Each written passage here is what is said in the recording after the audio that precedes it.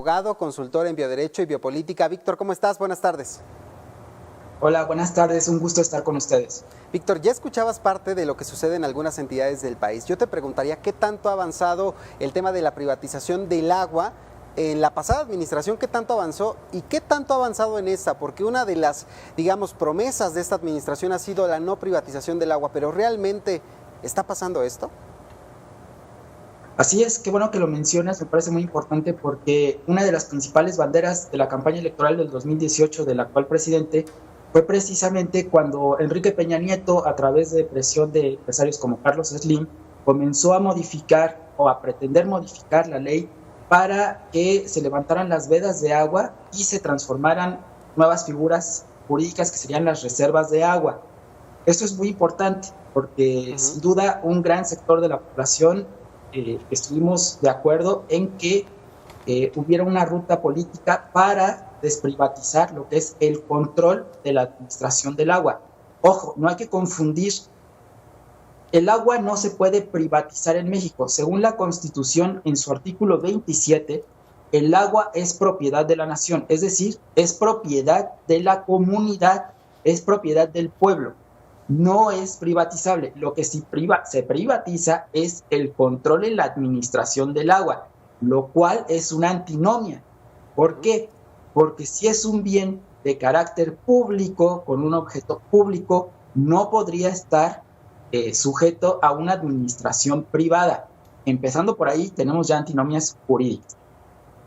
Segundo, en efecto, es preocupante que tengamos en este momento en el Senado lo que es la nueva versión de la ley Korenfeld para modificar la Ley General de Aguas, que recordemos, nuestra Ley General de Aguas de 1992 fue una precondicionante del gobierno de Estados Unidos para concretar lo que conocemos como el Telecán, el Tratado de Libre Comercio.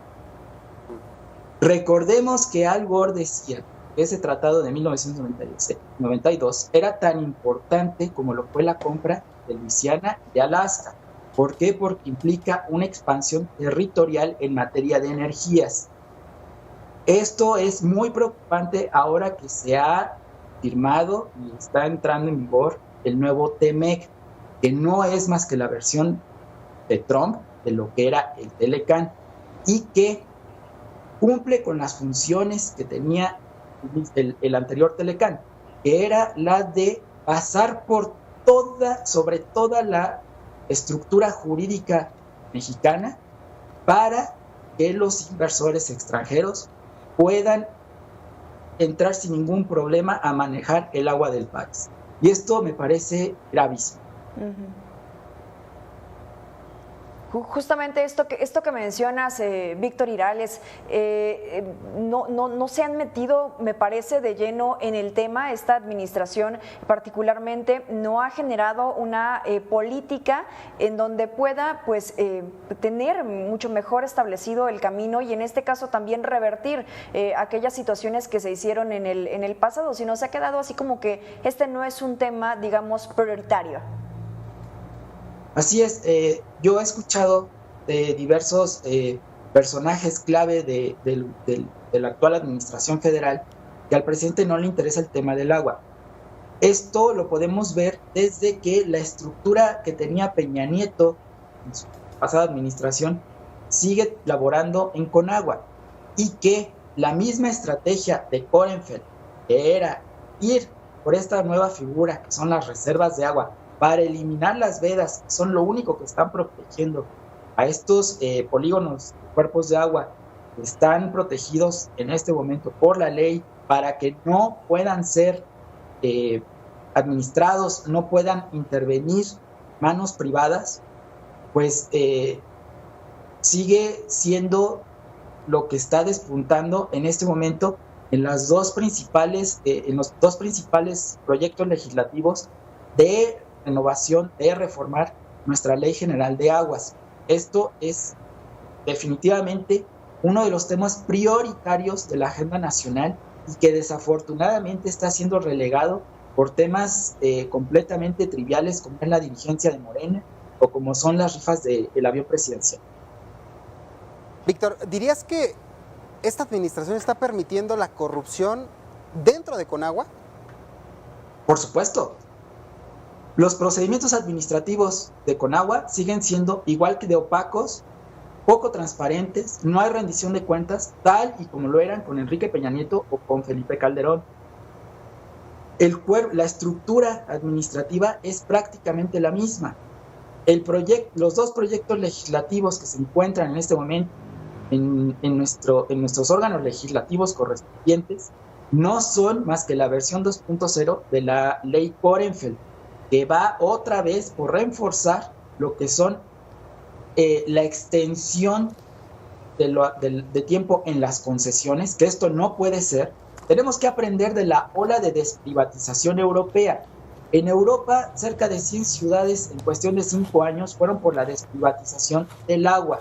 ¿Por qué? Porque era un esquema financiero que únicamente sirvió en detrimento de los derechos humanos de la población y que afectó incluso la infraestructura al no haber vigilancia en el mantenimiento, en la constante vigilancia de la situación estructural de lo que es la infraestructura del agua.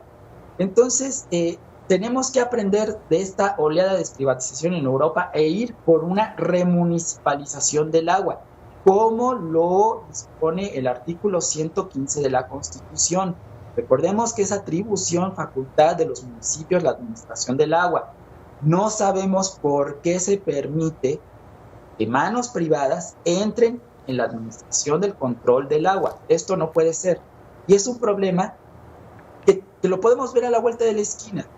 Habiendo cuencas muy, muy bondadosas de agua en nuestro país, la gente tiene que adquirir el vital líquido a través de envases de plástico. Esto no puede seguir así. Y ahora es muy importante la rendición de cuentas de Conagua de la infraestructura obligada a través de sus planes de trabajo, en estricto sentido en los polígonos de mayor pobreza en el país. Tenemos que hacer una auditoría de cómo está siendo el acceso al agua en las zonas de mayor pobreza en el país. Y tenemos que lograr hacer una auditoría muy estricta a los procedimientos administrativos de la Conagua en este momento. Sobre todo porque recuerdo perfectamente, Víctor, que en su momento se decía los municipios, incluso los estados, no tenían esta capacidad como para realizar la administración o la gestión del agua y que por ello pues llegaban empresas privadas, incluso internacionales, a poder hacer esta administración. Dime una cosa, seguramente tú estarás mucho mejor enterado. Antes de irse, Enrique Peña Nieto, antes de terminar la administración federal, habría de firmar 10 decretos en cuanto a este tema. ¿Qué pasó ahí? Se detuvieron porque se hizo un escándalo público.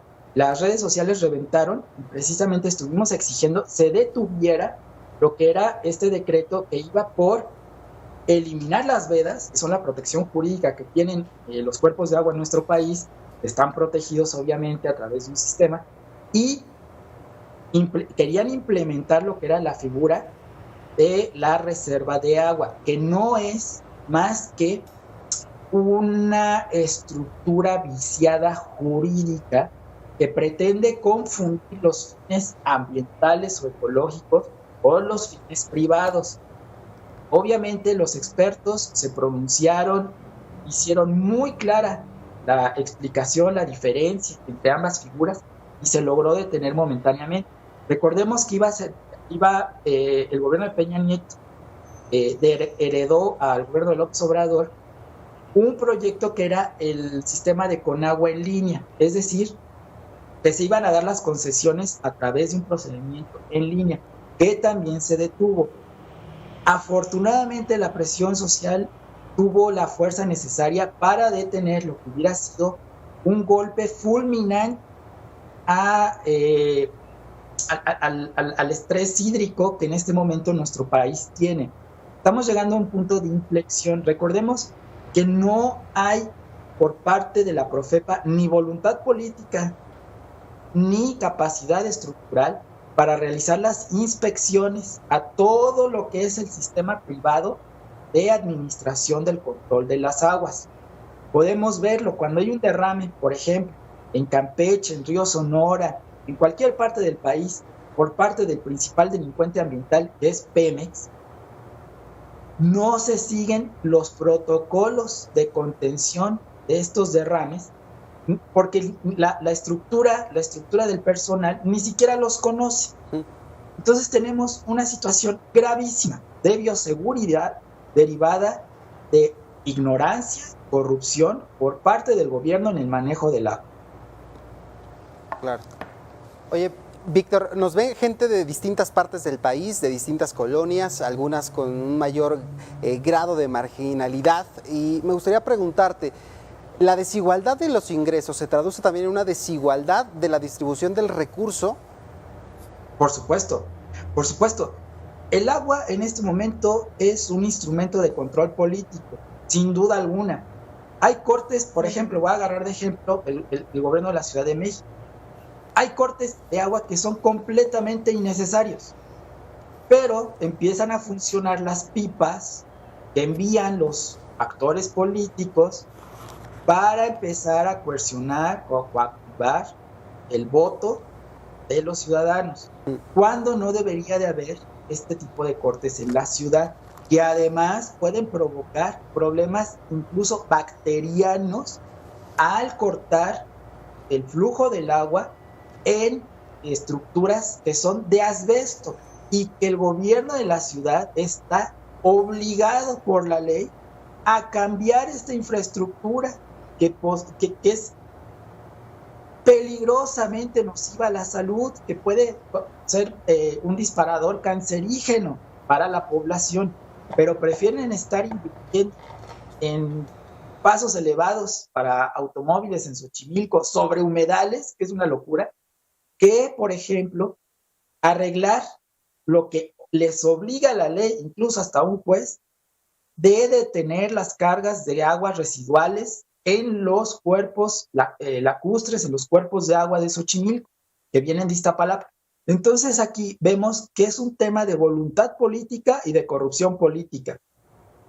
Todo.